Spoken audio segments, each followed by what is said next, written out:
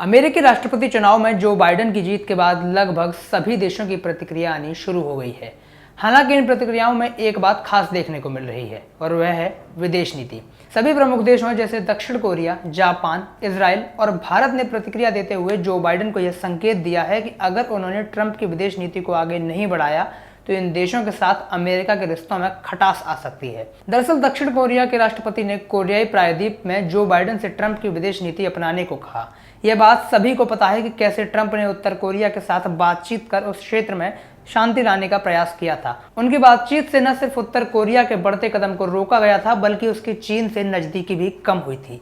अब Seoul America में सत्ता परिवर्तन के बाद भी इसे जारी रखना चाहता है।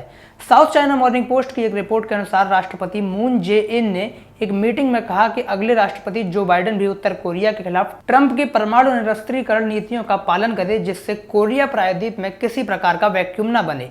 उन्होंने कहा कि मैं पूरी कोशिश करूंगा कि ट्रंप प्रशासन के तहत एक साथ की गई अनमोल उपलब्धियों को अच्छी तरह से सफल बनाया जाए और अगली सरकार द्वारा इसे और विकसित किया जाए।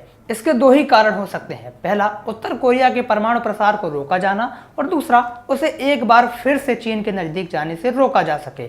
सिर्फ दक्षिण कोरिया ही नहीं बल्कि इजराइल, जापान और भारत ने भी बाइडेन से ट्रंप की विदेश नीति को आगे बढ़ाने के संकेत दिए हैं। इजराइल के प्रधानमंत्री बेंजामिन नेतन्याहू ने न सिर्फ जो बाइडेन को जीत की बधाई दी बल्कि डोनाल्ड ट्रंप को 4 वर्ष की दोस्ती के लिए धन्यवाद भी दिया।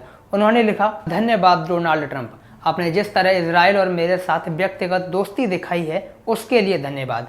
यरूशलेम और गोलन को इजराइल के हिस्से के रूप में मान्यता देने के लिए, ईरान के सामने खड़े होने के लिए, ऐतिहासिक शांति समझौते के लिए और अमेरिका और इजराइल के गठबंधन को अभूतपूर्व ऊंचाइयों पर पहुंचाने के लिए धन्यवाद। यही नहीं, नेतन्याहू का ट्विटर हेडर अभी भी ट्रंप के साथ का ही लगा है।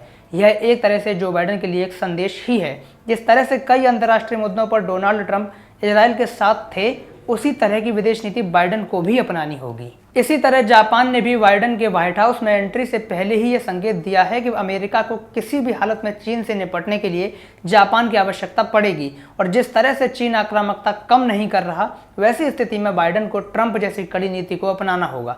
जापान के प्रधानमंत्री के सलाहकार ने एक इंटरव्यू में कहा कि चीन और अमेरिका के बीच तनाव एक राष्ट्रपति के आ जाने से समाप्त नहीं होगा क्योंकि डेमोक्रेट और रिपब्लिकन दोनों इस बात पर सहमत हैं कि चीन अमेरिका के लिए मुख्य रणनीतिक प्रतिद्वंदी है। ऐसे में चीन से निपटने के लिए जापान की अहम भूमिका होगी। वहीं भारत ने भी जो बाइडेन को यह संदेश दिया है कि अब भारत और अमेरिका के रिश्तों को बढ़ाने की जिम्मेदारी उनकी है। इसी दिशा में भारत ने सोमवार को राज्य प्रायोजित आतंकवाद की सूची से सूडान को हटाने का स्वागत किया है।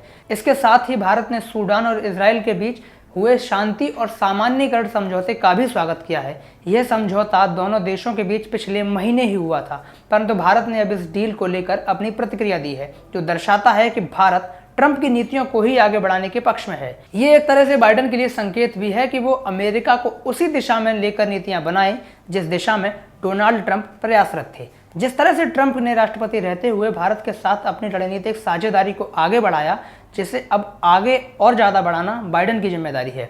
इसी तरह से देखा जाए तो विश्व के बड़े देशों ने बाइडेन को स्पष्ट संकेत दिया है कि उन्हें ट्रंप की विदेश नीति पर खासकर चीन के खिलाफ चलना होगा। अगर ऐसा नहीं होता है तो भविष्य में अमेरिका के लिए ही मुश्किलें बढ़ेंगी और उसके वर्चस्व को चुनौती भी मिल सकती है।